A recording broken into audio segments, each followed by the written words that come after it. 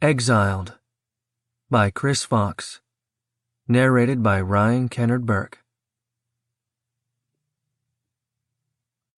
Hail, mighty Fizzgig! Chapter 1. Payload. Delta's arms clinked as he folded them, a subtle reminder that the arms he'd been born with had been hacked off and replaced with cybernetic implants. They made him stronger, but that did nothing to dull the horror of having lost parts of his own body. Not that he'd had any choice in the matter. None of them had. "Is the docking complete?" Dr. Reed asked, ducking through the hatch onto the Corvette's tiny bridge. The gaunt man's long blonde hair had been tucked into a simple ponytail, and his glasses bore a thin layer of grime. His gaze was even more feverish than usual. "Almost," Delta said, nodding at the man in the pilot's chair. Man was a generous term. Martel had been an excellent soldier, but so much of his body had been replaced with cybernetics that very little of the Marine remained.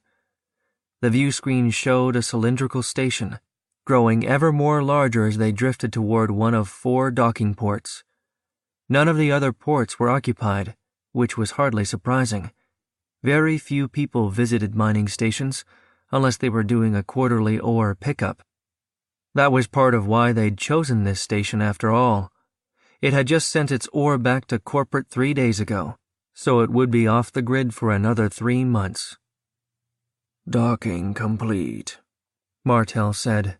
His voice was completely devoid of emotion, his mechanical eyes unreadable as he glanced back at them. "Okay, let's get this over with," Delta said, suppressing a sigh. He slipped past Dr. Reed, trotting down the metal stairs to the airlock. His squad was already waiting, 2 cybernetically enhanced things that had once been Marines. All 3 carried silenced pistols that fired rubber bullets. They were enough to incapacitate, but not kill. The largest Marine carried a bulky black box with a collapsed hose fixed to the side. "Follow me," Delta ordered, tapping the red button next to the airlock. It turned green and slid open to reveal the station's flat gray metal. Delta tapped the red button in the station's keypad, stepping back as the door slid open to reveal the station's inner airlock.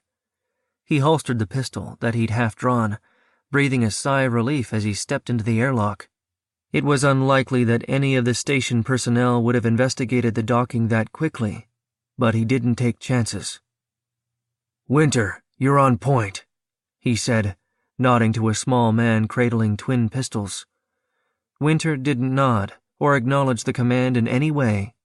The Marine simply glided into the airlock, tapped the release button, then stepped into the station's hallway once the airlock door opened. Delta followed, scanning the empty corridor for any threats as they trotted towards the center of the station. They met no one as they approached the oxygen recycling station, which had been the plan, of course. They'd docked at 2 a.m. station time for a reason. Most people were asleep, and anyone awake was likely to be too lazy to find out why an unscheduled docking had occurred.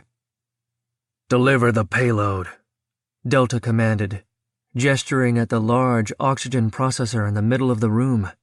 It scrubbed CO2, then delivered breathable air to the entire station. The processor had multiple redundancies, for obvious reasons. It could detect contaminants, but Dr. Reed had apparently found a way around that. Winter guarded the door while the thing that had once been Davis attached the hose from the box he'd been carrying. He pressed a blue button on the side, and the box began to whir. "How long until they're asleep?" Reed's voice demanded over the comm. 60 seconds, Delta replied. He pulled his rebreather from his belt, affixing the mask to his face, and watched as the payload left the black box and flowed into the station's air supply. The Marines around him put their masks on as well. It wouldn't do to be knocked out by their own chemical weaponry. "Hurry this along," Reed ordered. Delta ignored him. He might be compelled to serve, but he didn't have to like the guy.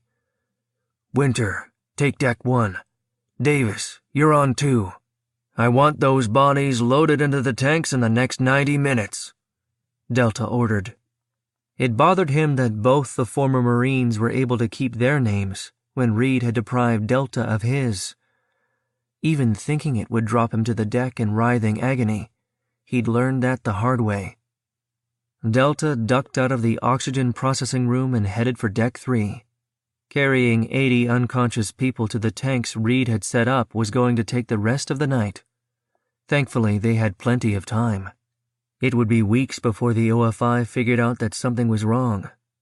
Longer if they were lucky. Chapter 2.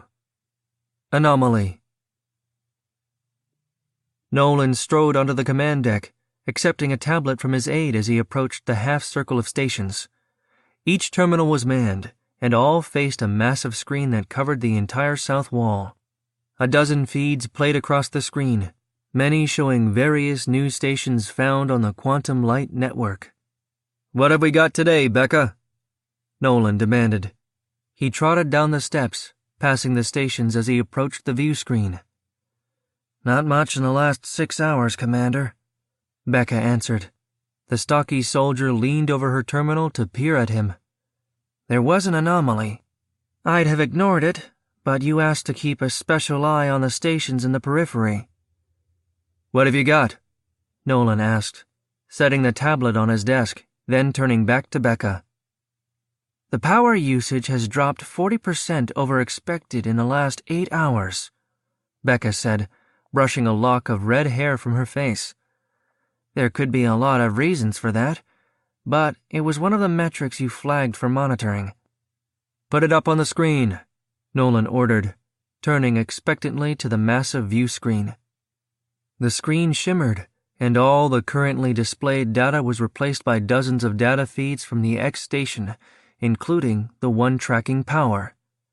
That data was normally used for billing purposes by Coronis Corp. They technically owned the station's reactor and charged residents for power. "It looks like the power curve has been flat since about 10 p.m., Nolan said, thinking out loud. He pursed his lips as he studied the data. "Overlay normal power usage. I want to see a graph." A green line appeared over the red. They paralleled each other from 10 p.m. to 6 a.m., which made sense. People used less power when sleeping, and most people were in bed. The red line stayed flat after that, while the green spiked a little after 6 a.m. People were waking up, and that dramatically increased the power consumption. That hadn't happened this morning, and Nolan was positive it wasn't a reporting error. He'd seen exactly the same anomaly at the last 2 stations that had been built, and its meaning was clear. Those people weren't waking up because they were either dead or taken. "What is it, sir?" Becca asked. None of the rest of his command spoke, but they were all eyeing him curiously. "Alert the Admiral," Nolan ordered, picking up his tablet and opening a new document. "Tell him I'll be filing a report within the hour.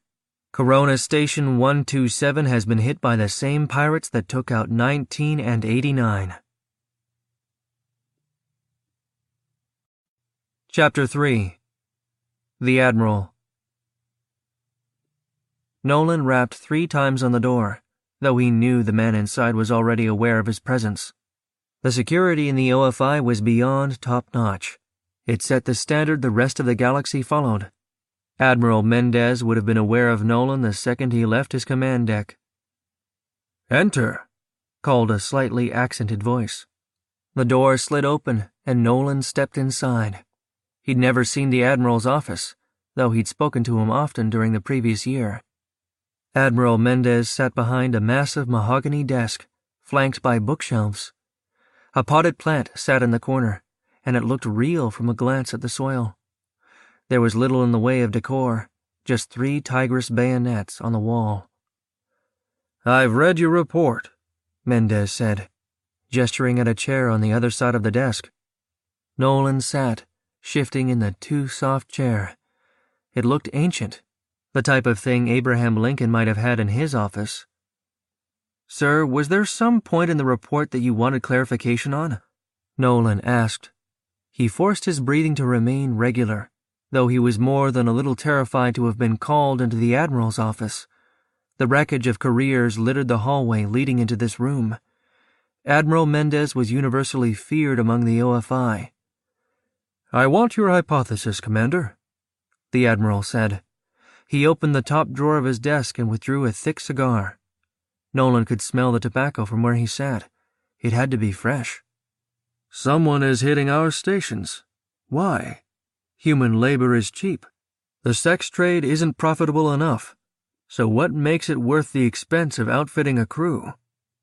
They're remote, Nolan answered, almost without thinking. He'd been rolling this case around for days, and already had his own theories. No one goes to most of these stations except when they're dropping off supplies or picking up cargo. By the time OFI hears about the attack, they're long gone. Yes, but what do they get out of it? The Admiral pressed. He snipped off the end of his cigar and clamped it between his lips. A lighter flickered, and a curl of pungent smoke wafted toward the ceiling. The Admiral's question was a good one that Nolan had considered for a long time. I don't know. Then I need you to find out, the Admiral said, exhaling a mouthful of smoke. Yes, sir, Nolan said automatically. He paused. Sir, I'm not sure how to go about that. Our data is limited. Extremely limited. I realize that, the Admiral said. He leaned back in his chair, studying Nolan.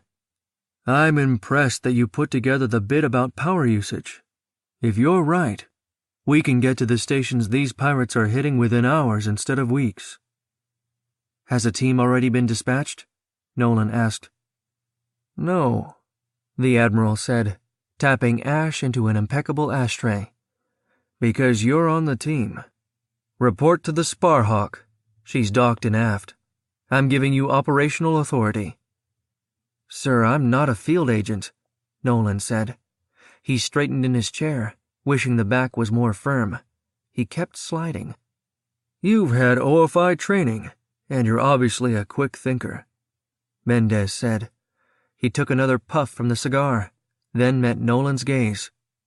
More importantly, I trust you. That trust is a rare commodity these days.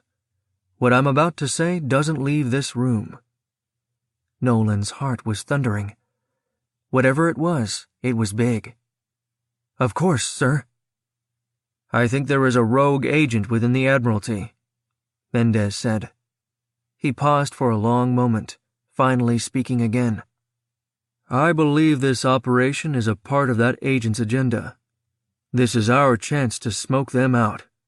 If we can stop whoever is doing this, we may expose the rogue. Chapter 4 Sparhawk. Nolan ducked through the hatch into the chaos of a busy interstellar port. Dozens of ships were coming and going, ranging in size from tiny four-man corvettes all the way to capital ships that held thousands of Marines.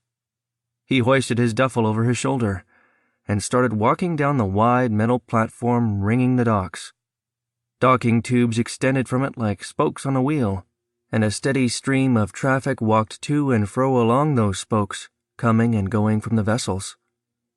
It didn't take long to find Berth 16, and Nolan caught his first look at the Sparhawk. She was a newly minted vessel, not more than a year out of dry dock. She was a Photos class, the most recent to come out of Fleet R&D. Her black curves would be difficult to spot against a star field, and she came equipped with a number of stealth systems to add to that. Nolan walked into the airlock, tapping the button next to the door. It turned green, and the door slid open with a hiss. Nolan entered the Sparhawk, which had narrow hallways and low ceilings.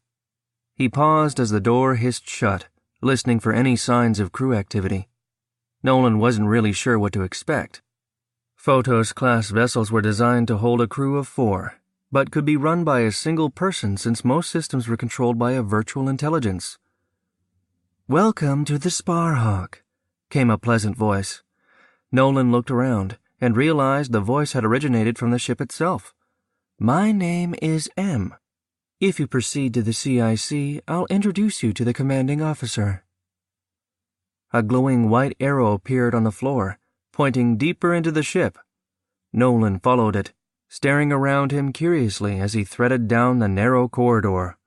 This ship was relatively small, but packed with state-of-the-art technology. Whoever commanded it definitely had friends high up in the Admiralty. The corridor ended in a small room with a narrow table and 4 chairs. One of those chairs was occupied by a woman with dark, curly hair. A familiar woman. Nolan stiffened as he recognized Catherine Mendez. He hadn't seen her since the academy, when they'd been fierce rivals. Catherine had graduated top of the class and been given the choice assignment she'd been after. Nolan had risen higher since, hitting full commander while she was still a lieutenant commander. "Hello, Adam," Catherine said coldly. She rose to her feet, folding her arms across the chest of her fleet jacket. "Welcome to the Sparhawk, my ship." A black screen lit up on the wall next to Catherine, and a blue holographic woman appeared. She had white hair and digitized skin. The woman waved cheerfully. "We're so pleased to have you on board, Commander Nolan." "Yes, thrilled," Catherine said, her tone giving lie to the words. "Hello, Catherine," Nolan said neutrally. "Nice to meet you, Em. Where should I stow my duffel?" "The bunks are up the corridor toward the bridge," Catherine supplied. She studied him with those unreadable brown eyes. "Great. Let's get underway," Nolan said, inching past Catherine and into the corridor leading deeper into the ship. There wasn't much to it, just 4 narrow bunks and a room big enough for a pilot and co-pilot. He dropped his duffel on one of the unoccupied bunks and slid into the co-pilot's chair. Nolan had never flown, but from what he understood, M would do most of the work anyway. Catherine entered behind him, dropping silently into the pilot's seat. "Do you have a destination, sir?" The last word was spat with a great deal of venom. "We're heading to Corona Station 127, Nolan said. He swiveled the co-pilot's chair to face Catherine. Might as well get this dealt with. "Listen, Catherine, I know we weren't friends at the academy. I know you don't like having me on your ship. I don't care. We have a job to do. Admiral Mendez put me in charge. If you have an issue, take it up with him." "My father wouldn't listen, and you know it," Catherine said, tapping a series of switches on the console in front of her. She wrapped her hands around the yoke, and the Sparhawk began inching from the station. "OFI is a boys' club, so I'm not surprised he put you in charge. I'm just a little protective of my ship. We've seen a lot, and our record to date is flawless. I just don't want you ruining that." Nolan gave a soft sigh. This mission was going to be so much fun. Chapter 5. Coronas 127. "Commander," M's soft voice echoed through the cockpit. "We're exiting the sun's photosphere and entering the corona now.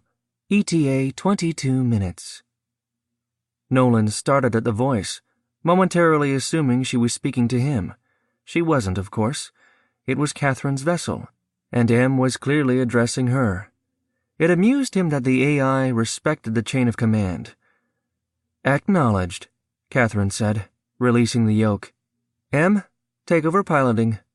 Nolan and I have some talking to do." Catherine turned expectantly toward Nolan, but didn't say anything. Nolan eyed her for a moment. "How much did Admiral Mendez tell you?" he asked. He didn't want to assume. "My father told me that I was to be at Dock 16 at 8 a.m., Catherine said mildly.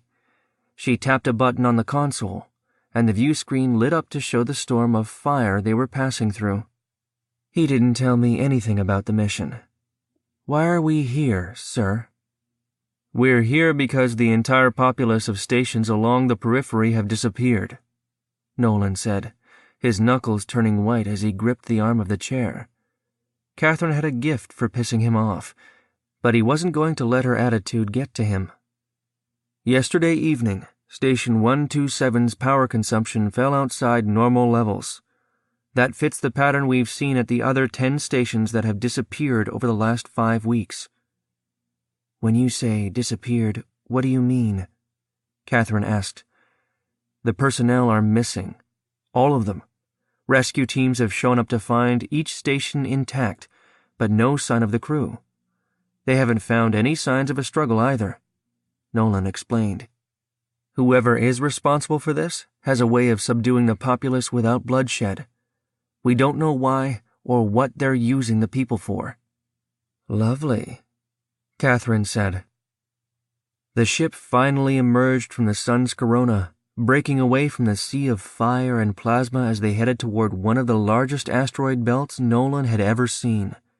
Millions of rocks floated in a dense cloud, and on the edge of that cloud he could see a large silver cylinder.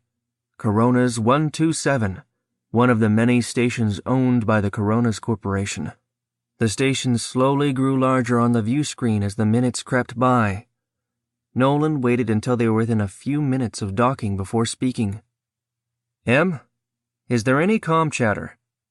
Are there any vessels in system? Negative, Em said cheerfully. We are the only vessel in system, and I detect no communications coming from the station. That fits your narrative about station personnel being gone, Catherine said. Her attention was fixed on the view screen. Seems to, Nolan said. On the one hand, he was pleased that his theory was correct. On the other, he was deeply concerned for the people who'd been taken. Lieutenant Commander, pick a berth and get us docked. Let's have a look inside and see if the perpetrators left anything behind that might help us identify them.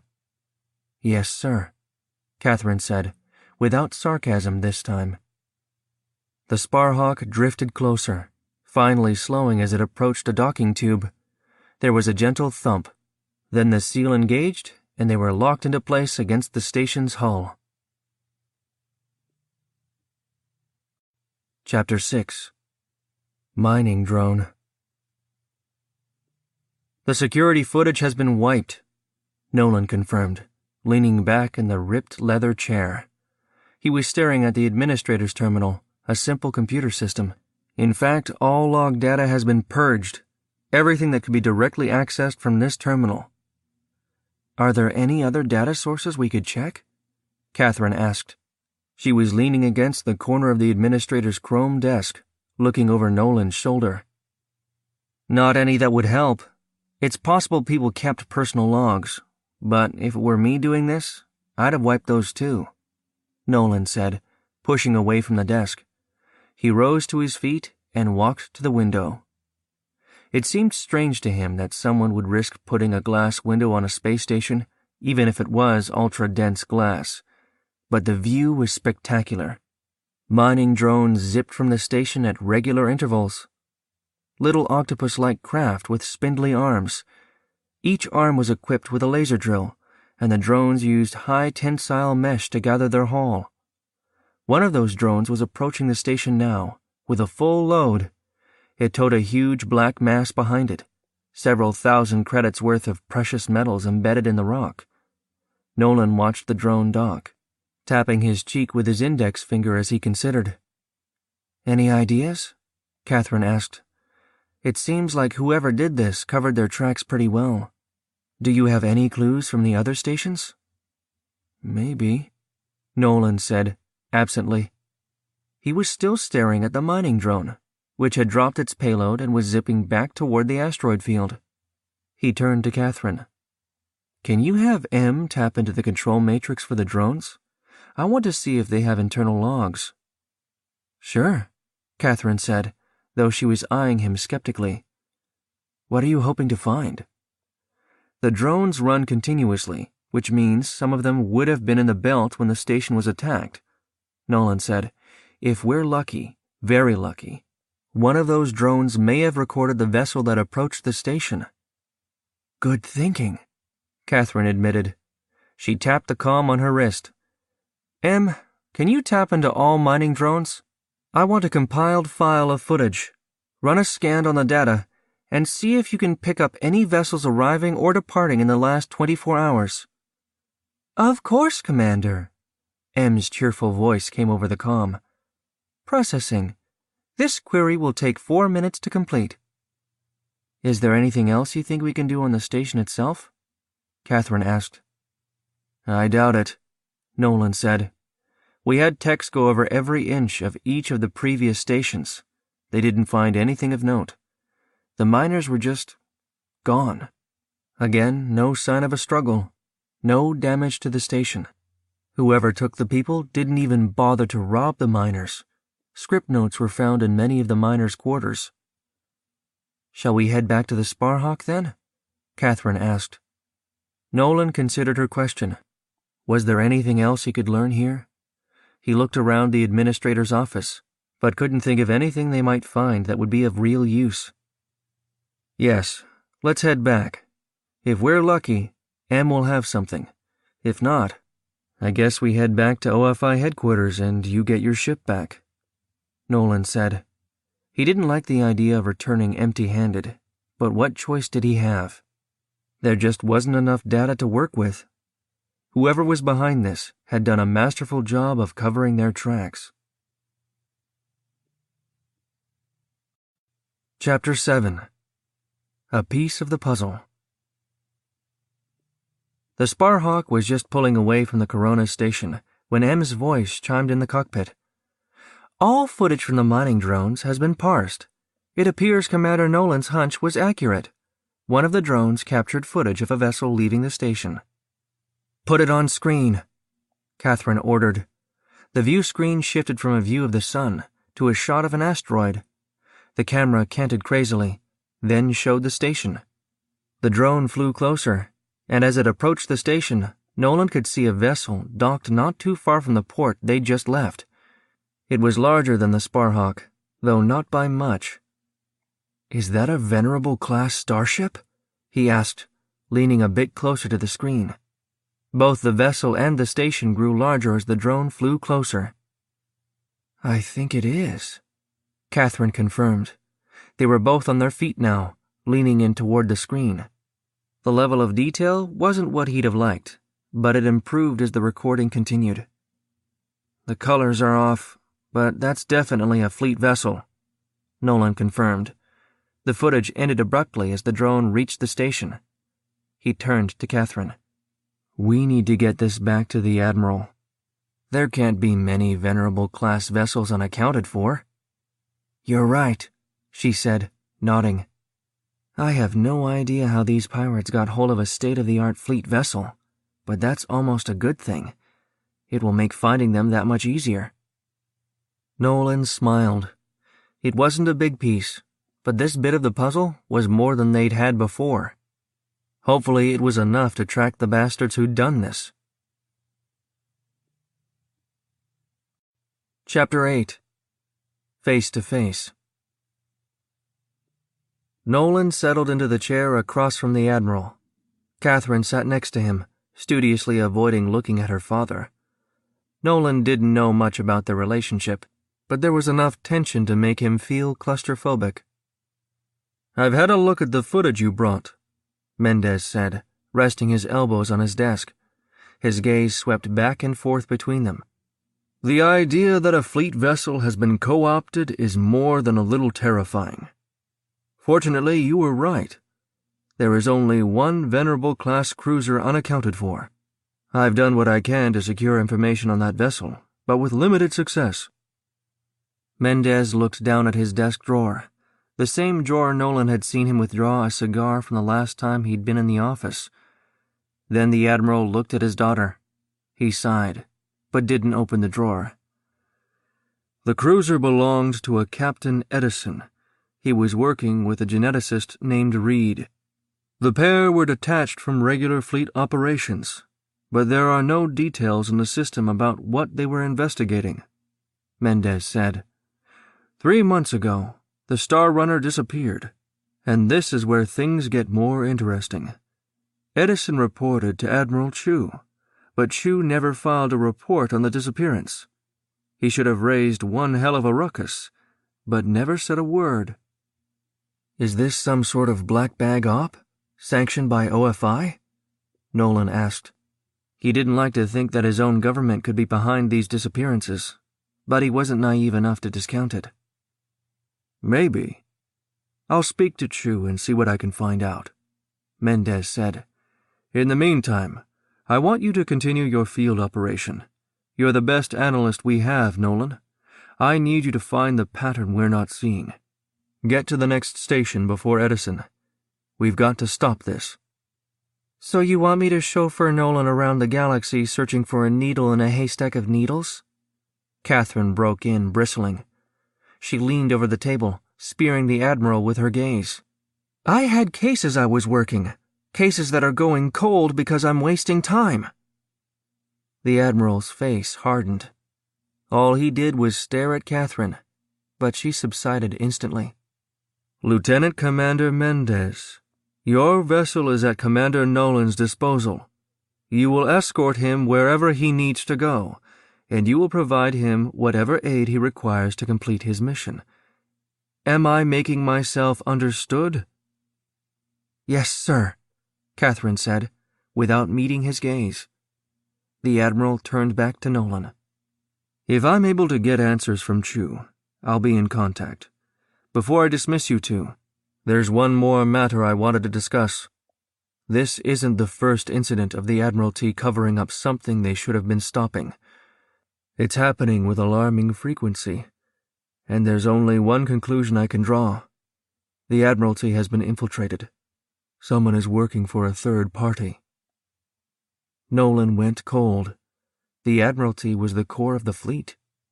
Who or what had enough clout to infiltrate them? Chapter 9. Admiral Chu. Admiral Mendez tapped the ash from his cigar, staring hard at the terminal. The trail was almost invisible, but it was there if you spent enough time stalking the data patterns. Too many of Chu's documents had been sanitized. Too much of his budget was obfuscated behind a wall of obviously fake projects. In short, Chu was hiding something big. Mendez savored a quick pull from his cigar, enjoying the mellow taste of the fine Ceres tobacco. Chu was one of the senior-most admirals. His clout had been waning in recent years, but his connections ran deep. Was he selling them out to line his way to retirement?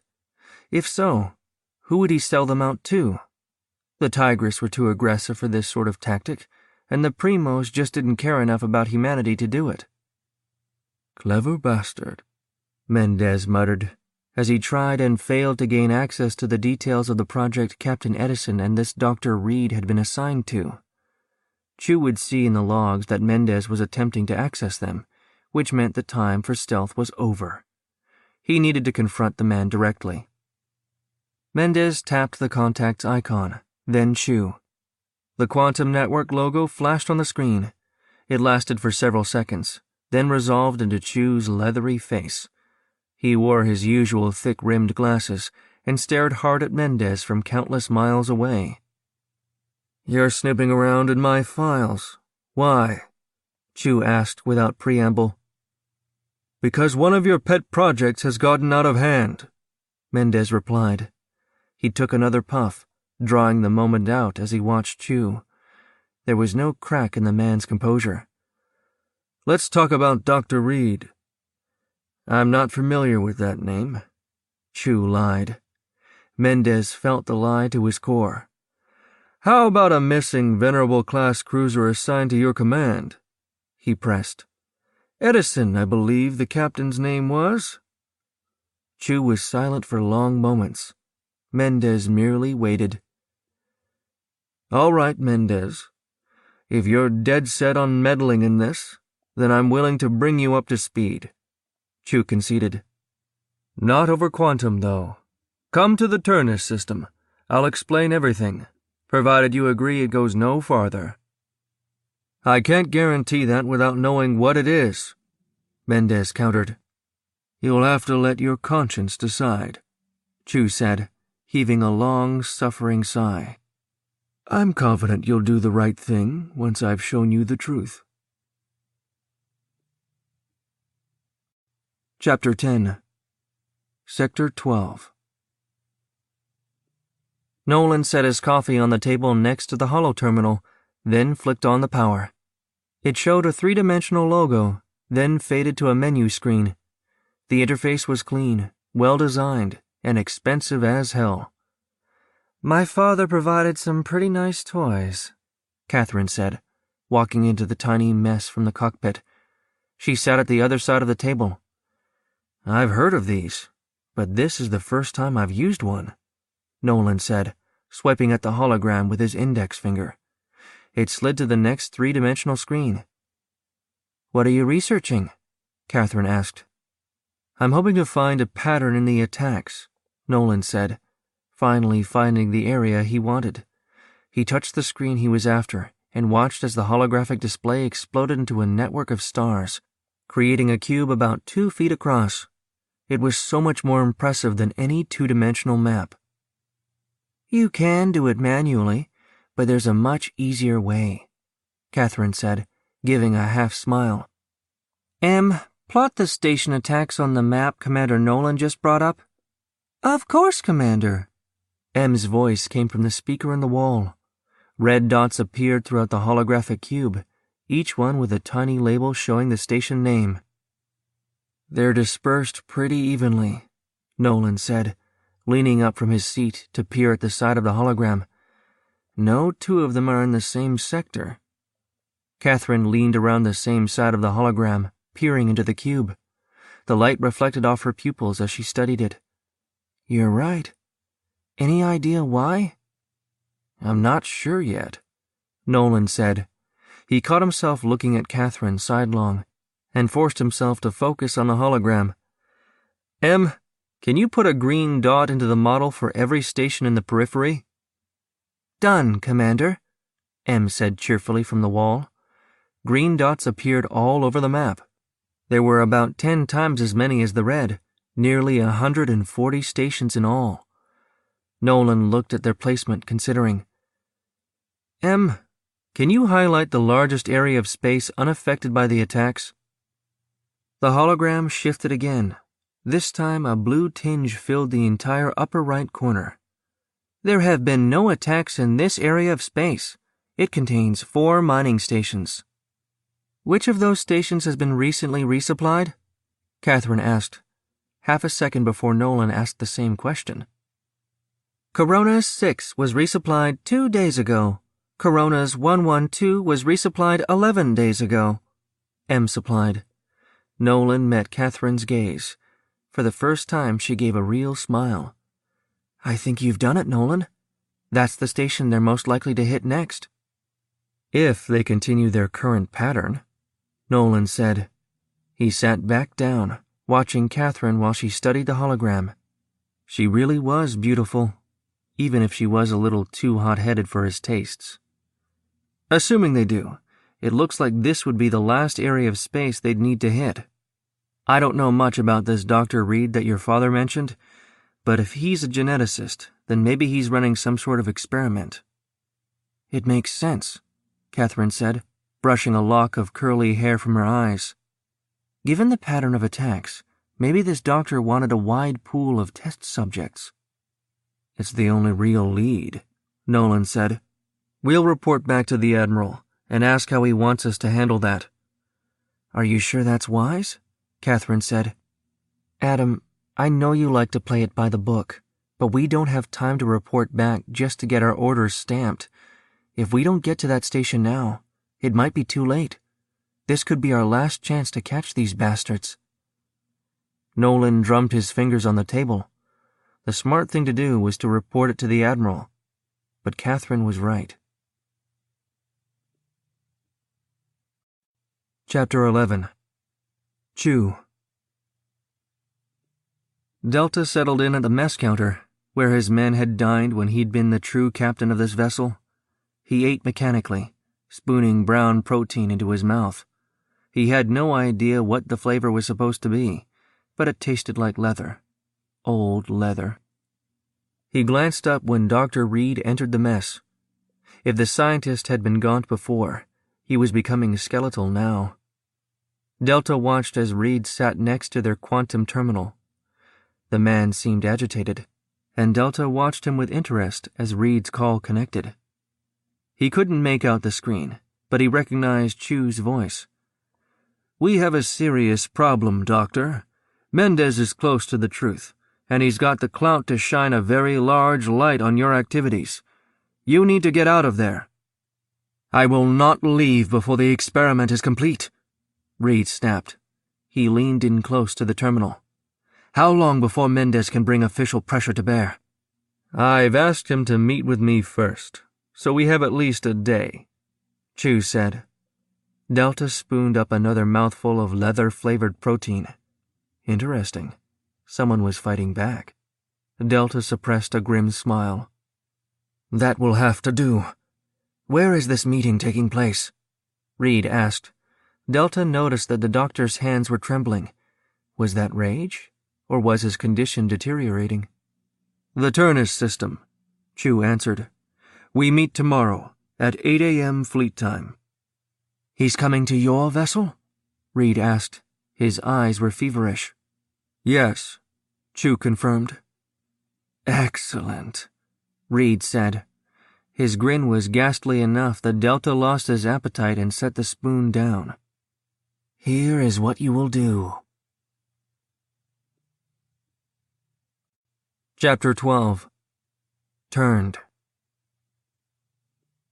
Admiral Mendez actively disliked commanding starships. He shifted uncomfortably in the captain's chair, reaching habitually for a cigar that wasn't there. He still remembered the first time he'd lit one, at Elbas Station after the final battle in the 8-Year War. He'd driven back the Tigress and impressed them with his ferocity, enough that they'd called a truce out of respect. That was over a decade ago. Now he was a tired old man, and he missed his creature comforts. "Sir, we're approaching the Ghost. Shall I provide a boarding escort?" A young ensign asked. The kid couldn't have been more than 19. When had Mendez gotten so old? "Negative," Mendez ordered. He rose from the captain's chair, but managed to resist the urge to pace. "Tell Admiral Chu that he'll be coming aboard the Juggernaut. I'll await him in my ready room." "Yes, sir," the ensign said. Mendez left the bridge, ducking instinctively as he passed through the hatch. Older vessels were tight enough that you'd bang your head otherwise, but these newer models were a different story. He didn't need to duck or scrunch sideways while making his way down the smaller corridors. Mendez headed for his ready room, sitting down at the desk. He withdrew a cigar from the drawer, but didn't light it. He rolled it between his fingers as he considered. If Chu was unwilling to come aboard the Juggernaut, it would mean only one thing, that he was a traitor. If it came down to a fight, Mendez had no doubt he'd win. He knew that Chu knew it as well. The Juggernaut would overwhelm the Ghost. Would Chu run? Mendez had no idea. All he could do was wait. So that was what he did. Long minutes passed, but Mendez didn't allow himself any distractions. He didn't surf the quantum network or even light the cigar. He sat in silence, contemplating. It was a ritual he'd perfected over the years. Total focus was vital when dealing with a canny opponent, and he had a feeling that was exactly what he was about to do. "Sir?" The ensign's voice echoed over the comm. "Go ahead," Mendez said. "Admiral Chu's shuttle has docked. Would you like him brought to your ready room?" "Yes. Have a pair of Marines escort him. They'll be required for the duration of the encounter," Mendez ordered. "Yes, sir," the ensign said. Then the comm went dark. Mendez waited. A few minutes later, the door slid open and Chu stepped inside. His hat was tucked under one arm, and his uniform had been pressed that morning. He was only one shade away from parade dress. "Sir?" one of the Marines said through the doorway. "Wait outside," Mendez said, waving in the Marine's direction. The door hissed shut, and Mendez turned to Chu. Have a seat, Admiral. Welcome to the Juggernaut. Thank you for agreeing to a face-to-face, Chu said. He set the hat down on the table, the brim facing Mendez, then deposited a datapad next to the hat. You'll find the details of Project Eradication on that tablet. Give it a look, and you'll see why this is such a grave matter.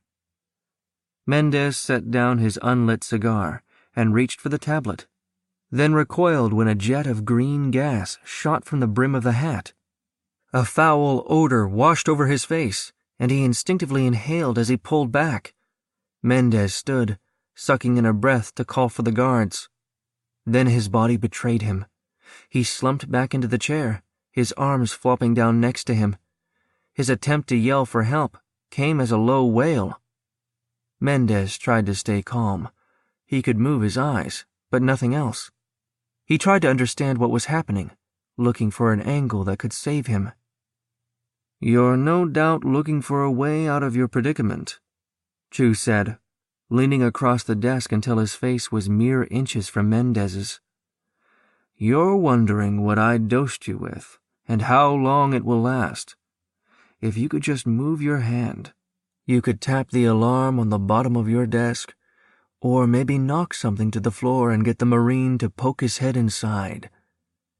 Mendez thrashed weakly, but that was the limit of his defiance. I wasn't lying, Admiral, Chu said, giving him a slow smile. He pushed the tablet a little closer to Mendez. The details of eradication are on that tablet. I also wasn't lying when I said that I was confident you'd do the right thing once you knew the truth. Chu reached into the jacket pocket of his fleet uniform and withdrew a tiny vial, no longer than his thumb. He unscrewed the top, then moved around the desk to stand next to Mendez. Mendez tried to thrash, to struggle wildly. His body twitched, but he couldn't force it into any coherent action. Chu easily restrained him, cupping Mendez's chin in one hand. Don't struggle, Admiral. This will be over in a moment. Chu upended the vial into one hand, then pressed his hand against Mendez's cheek. Something cold and slimy began to inch its way across Mendez's face. It crawled toward his nose, ever so slowly. I know you're a man of logic, Mendez, Chu said, stepping back around the desk. He watched Mendez impassively as the creature inched toward Mendez's left nostril. Mendez could see its terrifying gray form out of the corner of his eye, its antenna twitching as it crawled still closer. You want to know what's happening? The Gorthian larva will connect to your brainstem.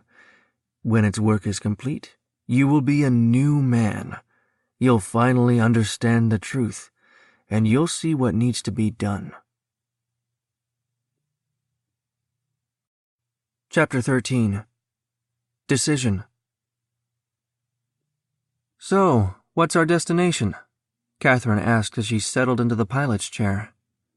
Nolan considered his options one last time. The smart thing to do was still to go back to Admiral Mendez. They could get a detachment of Marines to help them, or just turn over the entire matter. The problem was, in this case, the smart thing wasn't the right thing. If they went back to the Admiral, odds were good the Corona 6 would be gone by the time whoever they alerted arrived. Plot a course for Corona 6, Nolan ordered. Aye, sir, Catherine replied, without her usual mockery. She gave him a half-smile as they powered into the Helios gate. There was a moment of weightlessness, then they were on the other side. Catherine smoothly guided them into the star's core, and they waited for long minutes while the vessel pushed toward the surface. If not for the inductive field, their ship would have been incinerated in an instant. The field drew upon the star's own power, which protected the vessel as it passed through one of the hottest, densest places in the known universe. The Sparhawk finally emerged into the sun's corona, an undulating field of towering flares.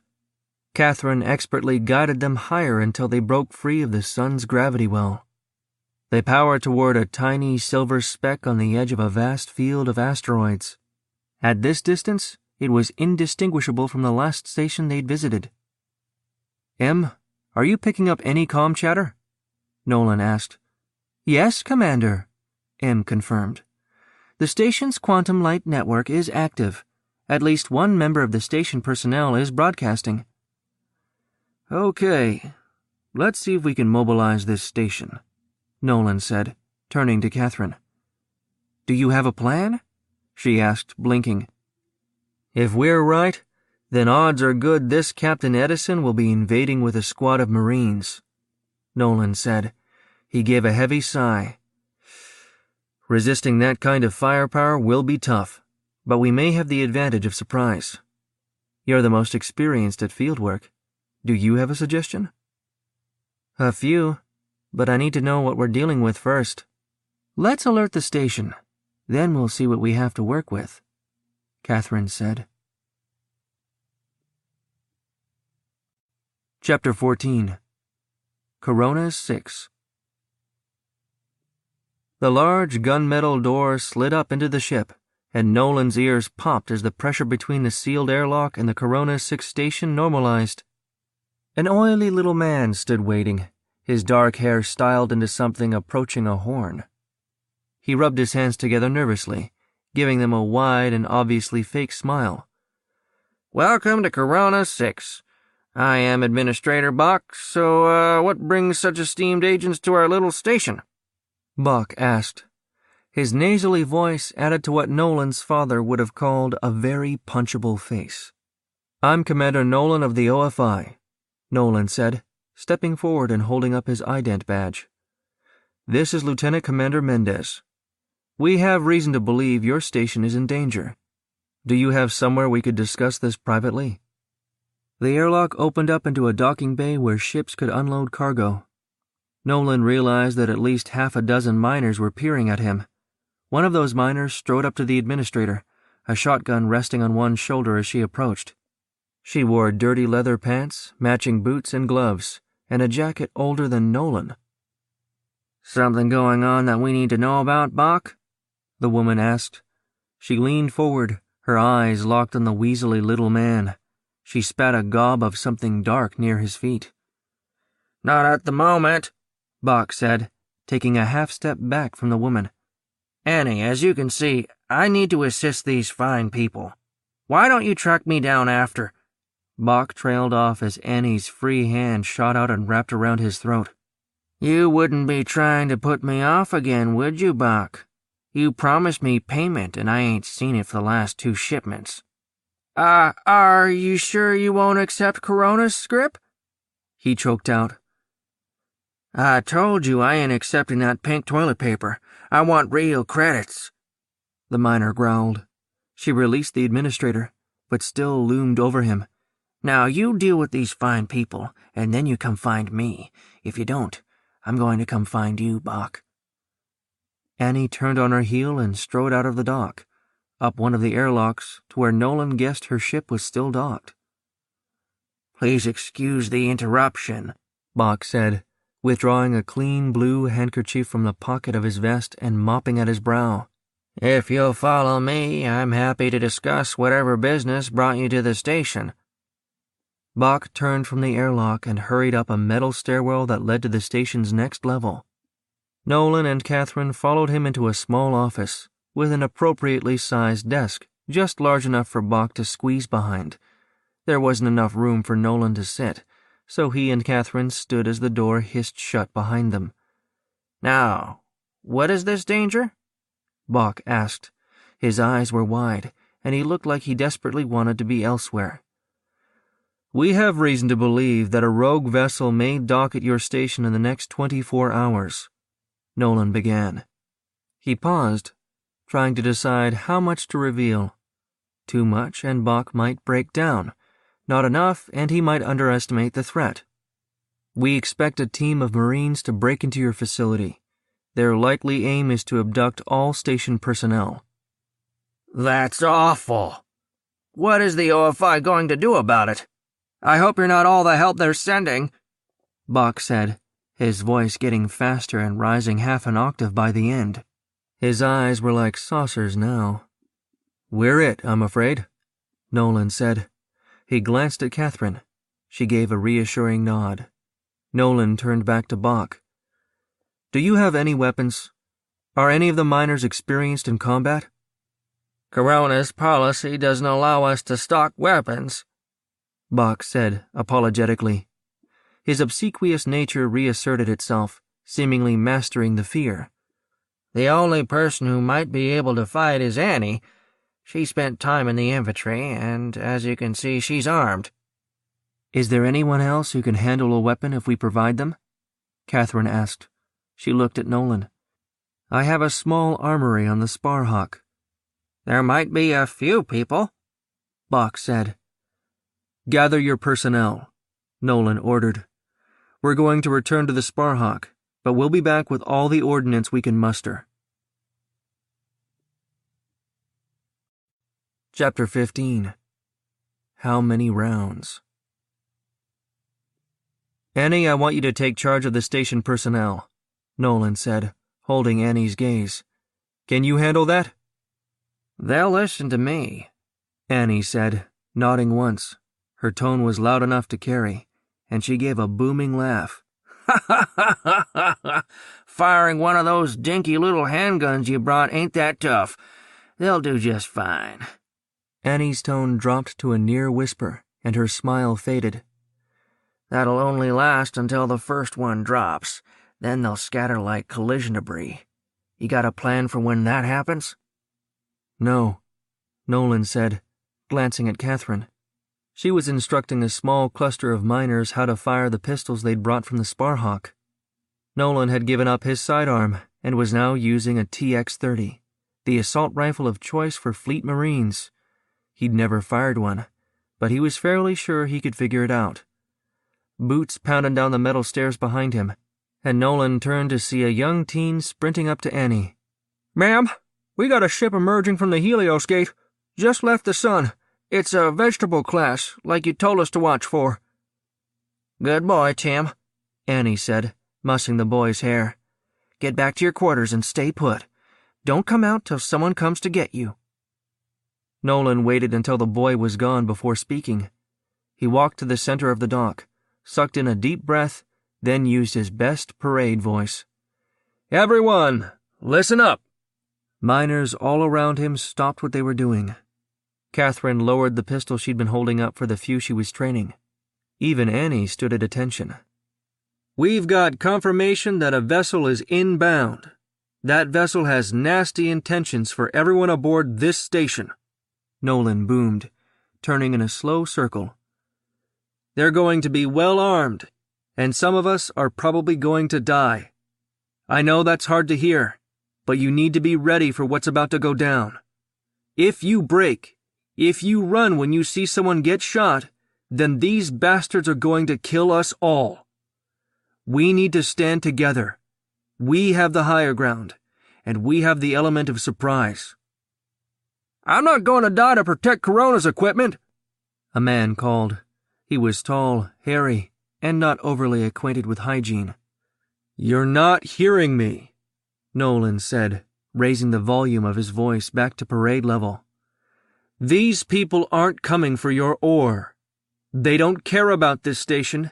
They are here for you. We don't know what they intend, but our suspicion is some sort of genetic experiment. Do you really want to find out? Dead silence. Nolan began to turn again, his gaze touching every miner, one after another. Screw Coronas. Are you ready to defend your lives? Yes, sir, Catherine boomed. A chorus of miners echoed her. Now get to your assigned position, Nolan said, resting the barrel of his assault rifle on his shoulder, just like Annie was doing. Let's give these bastards hell. Chapter 16. Complications. Delta rubbed at the scar on the back of his neck, then stopped the instant he realized he was doing it. It happened often, whenever he was about to do something that would have horrified him back when he was allowed to have a name, like he was doing now. Winter. Dock on the lower ring, right next to that Photos-class ship. Delta ordered. He turned to Reed, who was consumed with his calm. The doctor scrolled through data feeds, ignoring everything around him. Dr. Reed, we have a situation. Reed finally looked up. He blinked owlishly, then pasted the usual sneer back in place. I don't employ you to bring me problems. You exist to solve those problems. So whatever it is, solve it. Dr. Reed, Delta said, rubbing the back of his neck. There's an OFI boat parked at the station. There's no way that's a coincidence. Someone knew we're coming. We could be walking into a fully armed Marine squad. At the very least, the populace has been alerted. We won't be able to take them while they're sleeping. What are you saying, Delta? That you can't do it? Reed said. He rose to his full 5'7", somehow managing to look menacing. Storm the station. Kill the defenders. Bring me every last person aboard, or die in the attempt. Delta considered arguing. He considered asking Reed to be content with the stations they'd already collected. He didn't, and the reason shamed him. He was afraid. If he argued, then Reed would use the chip, and Delta wasn't sure he could take that again. Yes, sir, Delta said. He turned to the 3 Cyber Marines. Martel, Davis, heavy loadout. If it shoots back, I want it dead. The 2 Marines didn't respond, instead turning wordlessly and heading for the armory. Their lack of emotion or of thought terrified him. The chip had broken them, and it could break him too. Maybe Reed was giving him a way out here. If he died, he'd be free. Chapter 17. Chaos. Nolan stared down the sights, aiming the barrel at the airlock door. It wasn't hard to see, as the only light was centered around the airlock. One of Annie's ideas had been to turn off most of the lights. They could see their foes, but their foes couldn't see them. In theory, at least. Marines were canny opponents, and would almost certainly have night vision goggles available. Metal pinged and popped on the other side of the airlock as the venerable class docked. It went on for long seconds, and Nolan didn't realize he'd been holding his breath until the sounds finally stopped. He released his breath, trying to focus.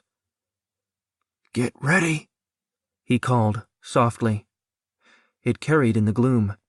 People scuffled around him as they found final cover. He couldn't see them, but hoped they all had their weapons trained on that door. The station door began to rise, slowly at first, then with increasing speed. It took perhaps 2 seconds, and the instant the door disappeared, hell began. 3 grenades came sailing into the darkness, each emitting a hypersonic tone.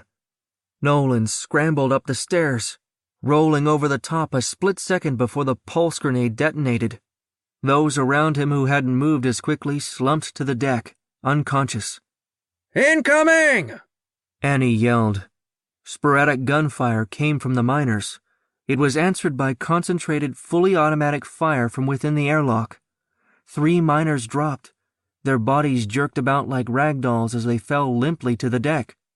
2 Marines came striding into the room, both using single shots from the rifles to take down any miner with a gun. If the lack of light hampered them in any way, Nolan couldn't see it. We have to get out of here. We can make the Sparhawk, Catherine panted, sprinting up beside Nolan. She dropped into a crouch next to him. You're right, Nolan said, sizing up the battle. Annie's shotgun had stopped firing, but he couldn't see her anywhere. Everyone else had broken, or been gunned down. But we're not going to try for her.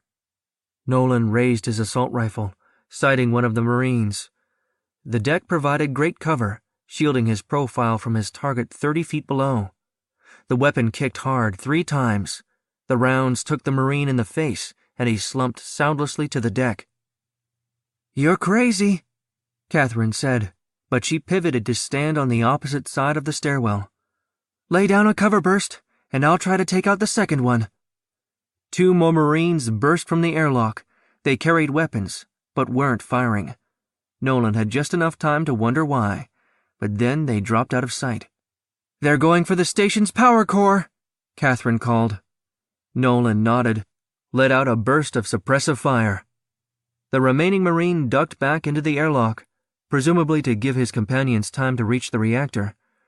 "If we don't stop them, none of what we do here matters," Nolan called back. "Do you know of another way we can reach the reactor?" "The Corona stations are small," Catherine yelled. "The only way down there is the way they went." "All right. Into the hole, then," Nolan yelled back. He burst from cover, firing another 3-round burst at the airlock. The Marine inside returned fire, and Nolan was forced to dive back behind the stairs. Catherine used the opportunity, sprinting down the stairs and diving into the hole the 2 enemy Marines had dispersed into. Nolan waited 3 agonizing seconds. Then Catherine popped up out of the hole and fired into the airlock. Nolan leapt down the stairs, his attention all on the little stairs she was perched on. They disappeared down into the darkness. He skidded across the deck, tumbling down the stairs into a heap at the bottom. Chapter 18. On Your Feet. "Get back on your feet, kid," Annie drawled from the shadows near him. Nolan rose into a crouch, picking up his assault rifle and scanning the darkness. There was no sign of the 2 Marines they were pursuing. The corridor ended at an intersection. "Is there any way to get to the reactor ahead of those 2? Nolan asked. "That what they're after?" Annie said, a little surprise in her voice. "Won't they die too?" "Death doesn't matter. The mission does," Nolan said. His father had been a Marine. He knew how determined they were. "We need to stop them. How can we do that?" Catherine's rifle fired above them, the muzzle flashes briefly illuminating the darkness. "Nolan, do you have a plan that gets me out of this stairwell?" "Annie?" Nolan asked. "Give me something." "We can trail after them. They need to stop at 3 different doors to get to the reactor. Opening the last one will take time. They might even have to cut through it. If we can come up on them while they're doing that, might be we can gun them down," Annie said. Smoke still curled from her shotgun, catching the light as it drifted toward the ceiling. "Catherine, let's move," Nolan called up the stairs. Then he advanced up the corridor. "Annie, circle around me and take point. You've done that before, right?" "Son, I was infantry," Annie said, giving him the kind of stare his mother used to when he'd said something particularly idiotic. Annie plunged into the darkness like a ghost, making no noise as she advanced up the corridor. Nolan followed after, relying on the little bit of illumination drifting down the hallway rather than lighting his flashlight. He could hear Catherine pounding down the stairs behind him. She slowed when she neared, then turned around and started inching backwards up the hall. As soon as he figures out we're down here, that Marine is going to come after us. I'll keep him off. Chapter 19. Final Confrontation. Nolan pounded down the metal deck, struggling to keep up with Annie as she leapt over a crate. Then she abruptly slowed and raised a fist. Nolan skidded to a halt, using the crate as cover. There was more light here, coming from the room ahead. Nolan could hear a repeating thrum, thrum, thrum. Definitely the core. Annie caught his gaze, beckoning him forward. Nolan moved slowly, careful not to make any noise. He stopped next to Annie, sinking slowly into a crouch. Inside the room, the 2 Marines stood before a door. Both had acetylene torches out, slicing through the dense steel more rapidly than Nolan would have expected. Each worked on his own half-circle, and the torches were about to meet at the bottom. Nolan raised the butt of his rifle to his shoulder, nodding to Annie. She did the same with her shotgun. Then they both fired. Nolan caught a large black Marine in the back, the rounds pinging off like they'd hit armor. The man was knocked into the door, dropping his torch. The Marine that Annie had targeted took the slug to the back of the neck. He collapsed wordlessly to the deck. Annie was already pivoting to aim at Nolan's target, and he reminded himself that he should be doing the same.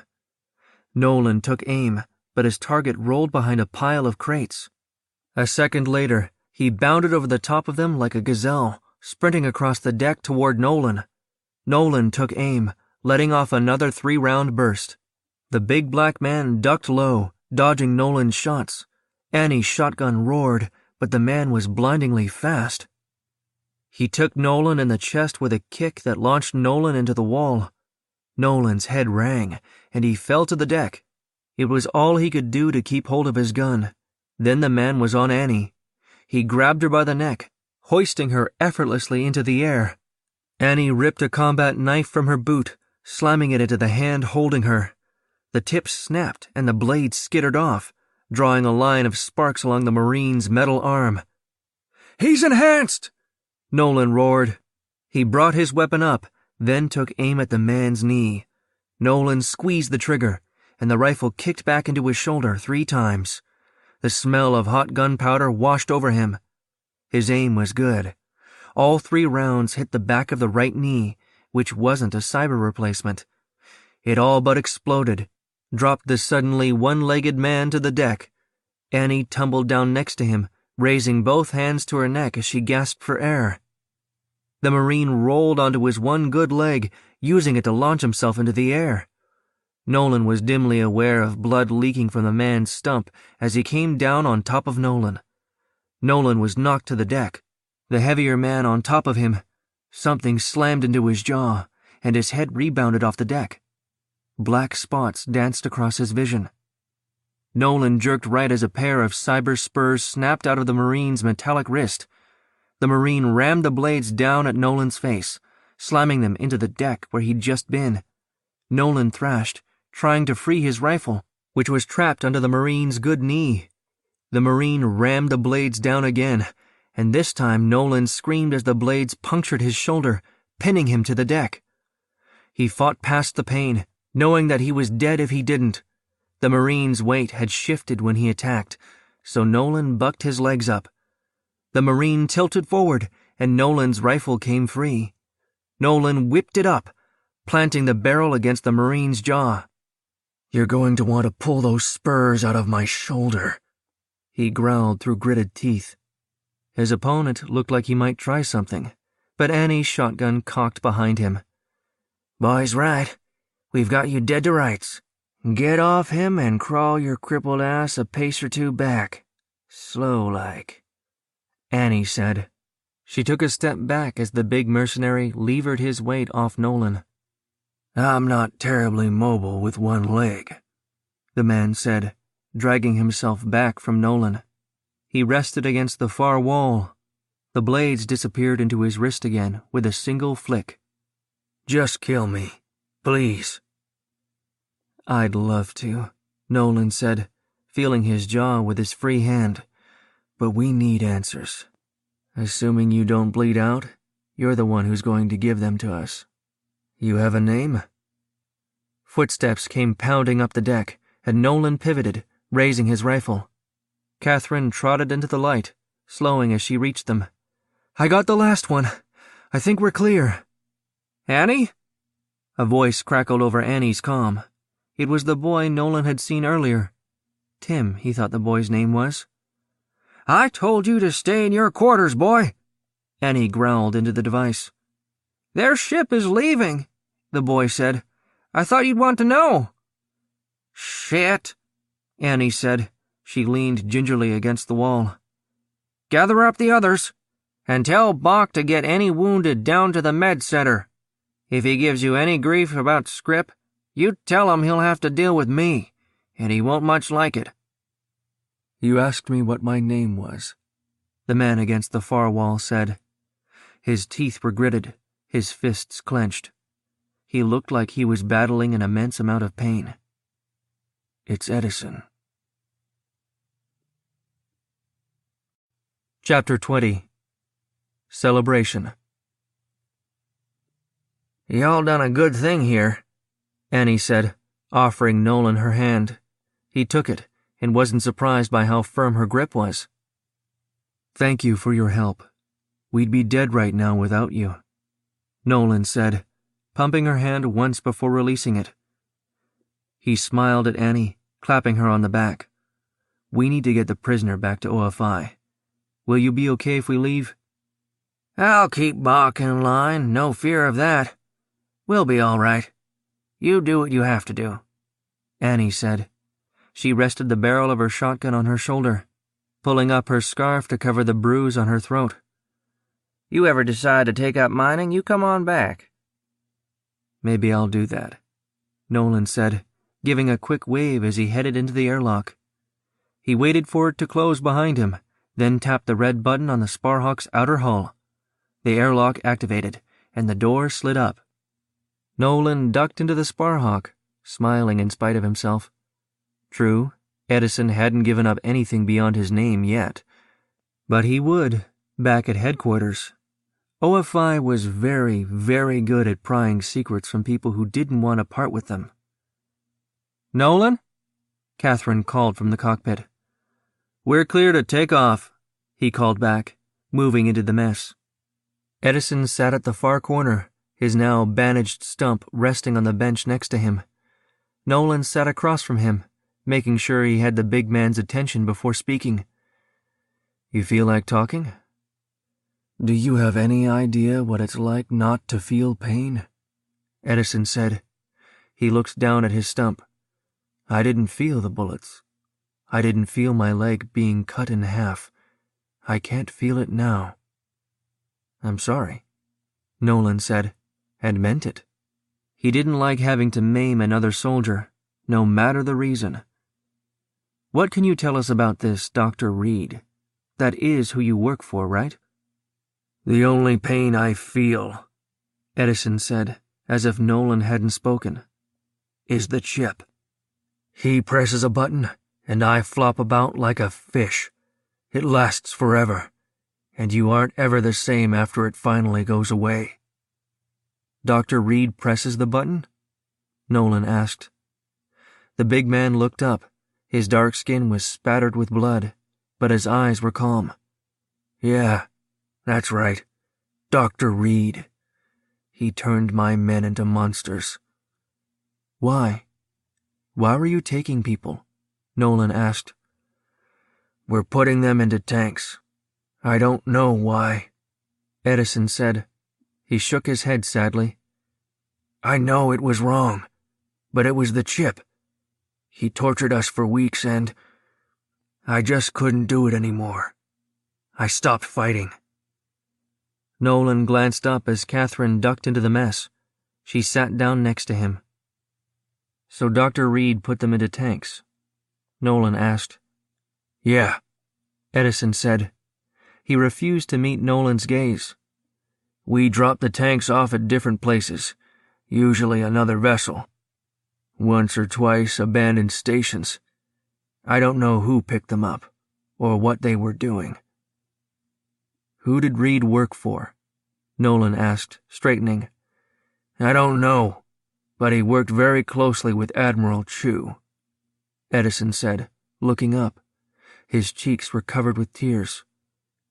"Chu knew about everything. He gave us to that monster." Chapter 21. Hung out to dry. Nolan was still smiling from his lunch with Catherine when he reached the Admiral's office. It had been a harrowing few days, and they'd earned a little R&R. He'd asked her to spend it together, and she agreed. Now he just needed to find a quiet luxury suite. The door slid open before Nolan could knock, so he entered. He straightened his posture, marching with pride toward the Admiral's desk. Nolan faltered a bit when he saw the look on the Admiral's face. That scowl dropped the temperature in the room by at least 10 degrees. The doors hissed shut behind Nolan with immense finality. "Sit down, Commander Nolan," the Admiral said. He reached into his drawer, withdrawing a cigar.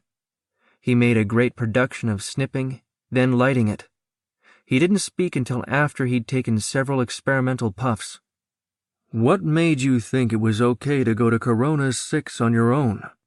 You defied protocol, broke at least a half-dozen laws, and did several million credits worth of damage to Corona's property. Sir, I don't think— That's right, Mendez thundered, surging to his feet. He pounded the desk, spittle flying as he roared. You don't think. Not unless I tell you to. You gather data and bring it back to me, or at least that's what you used to do. Sir? Nolan asked, blinking. He struggled to get his brain around what was happening. We saved those people, sir. We brought back a prisoner who can corroborate everything. We can nail Admiral Chu, sir. The rage seemed to leave Mendez. He studied Nolan coldly again. Then his eyes narrowed. I can salvage your career, but only just, Mendez said. He sat again, taking another puff. Then he shook his head sadly. I'm going to put it out that you behaved inappropriately with Catherine. I've already spoken to her, and she's agreed to testify to that fact, if necessary. The alternative is both of you being court-martialed. Nolan balled his fists and clenched his jaw shut around the words that fought to get out. Then he forced a deep breath before speaking. You're hanging me out to dry? Would you prefer the alternative? Mendez said, tapping ash from the cigar. If I bring you up on insubordination charges, you'll be stripped of rank, dishonorably discharged, and possibly imprisoned. You'll take Catherine down in the process. Would you prefer that route?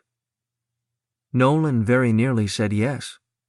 It might end his career, but at least he'd end it with the truth.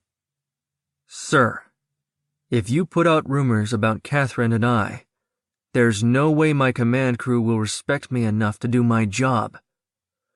That's an excellent point, Mendez said, pointing his cigar at Nolan. That's why I'm relieving you of command and reassigning you to the 14th. The 14th, Nolan said, struck by how bitter the words tasted. The 14th was the home of every malcontent criminal and animal the rest of the fleet didn't want. Going to the 14th was exile. There was no coming back from that. You'll be made XO of a ship. Not a capital ship, but a frigate, or maybe even a destroyer, Mendez offered, his tone suggesting that Nolan should be overjoyed at the news. Wherever you see fit, sir, Nolan said. He clasped his hands behind his back and stood at attention. This isn't the end, son, Mendez said. Sir, may I ask you a question off the record? Nolan said. He needed to understand why. He'd done everything the Admiral asked. What had changed so dramatically? Why had the Admiral done it? Why turn on Nolan when they were on the cusp of catching Chu? No, you may not. Dismissed, Mendez said. He turned back to his terminal, and Nolan strode slowly from the office. His career had just joined all the corpses littering the hallway, and he didn't even know why. Chapter 22. Problem Solved. Mendez waited several seconds after Nolan had departed his office before activating the terminal. He flipped a switch on the tiny black box affixed to the side. The scrambler applied an extra level of encryption. One could never be too careful, especially now that Mendez understood the scope of what they were trying to achieve. The Quantum Network logo flashed across his screen, then faded to show a warehouse-sized lab. Large rows of tanks filled the background behind Dr. Reed, hundreds upon hundreds of them. Almost all were occupied. Ah, Mendez, Reed said, giving him a sickly smile. His eyes were feverish. Have you dealt with our little problem? It's been dealt with, Mendez said. He took another puff, enjoying the savory flavor. Tobacco had tasted even better since his joining. Nolan will no longer be a problem. I've discredited him and exiled him to the 14th. You let him live? Reed roared, his face twisted with rage. The sudden mood change surprised Mendez. Perhaps Reed's joining had been imperfect. Of course I did, Mendez replied. He set down his cigar, leaning toward the screen. Leave military matters to me, Reed. Reed closed his eyes, visibly struggling to calm himself. When he opened his eyes, he'd at least partially succeeded. Yes, of course. Military matters are yours. Why are you letting him live? Because if I kill or discharge him, it will raise uncomfortable questions, Mendez replied, partially mollified by Reed's change in demeanor. We have a foothold in the Admiralty, but the situation is delicate. Kelly still wields a lot of power. If we arouse his suspicions, it could lead to discovery. The Masters wouldn't be pleased about that. No, they wouldn't, Reed said, shoulders slumping. I suppose you did the right thing. What about Delta? Delta works for me now, Reed, Mendez said, something hot flaring in his vision. The way Reed had broken Edison horrified Mendez, even after the joining. And what am I supposed to do? Reed said, petulantly. I'm having a new vessel prepared, one that will allow you to capture far more subjects, Mendez said. He picked up his cigar again, enjoying the pungent curl of smoke wafting from the end. Go to the Ganton system. I'll have the coordinates sent to you. This has been Exiled. Written by Chris Fox. Narrated by Ryan Kennard Burke. Copyright 2016 by Chris Fox. Production copyright 2016 by Chris Fox.